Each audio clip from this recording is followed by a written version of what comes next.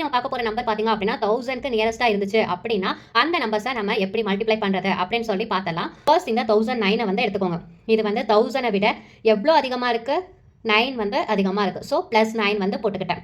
Next 1008 எடுத்துக்கோங்க. அது வந்து எவ்வளோ அதிகமா இருக்கு? +8 வந்து அதிகமாக இருக்குது. கரெக்டாக? இப்போ நம்ம நெக்ஸ்ட் ஸ்டெப் என்ன பண்ணோம் அப்படின்னா, ஒன்று இது ரெண்டையும் ஆட் பண்ணுங்கள், இல்லைனா இது ரெண்டையும் ஆட் பண்ணுங்கள். இது ரெண்டையும் ஆட் பண்ணோம் அப்படின்னா 1017 வந்து வரும்.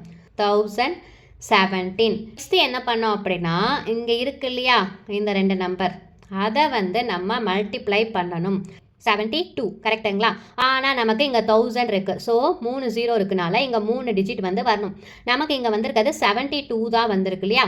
ஸோ இங்கே நம்ம என்ன பண்ணோம் அப்படின்னா ஒரு 0 மட்டும் சேர்த்துக்கணும். அப்போ இதுக்கான ஆன்சர் என்ன?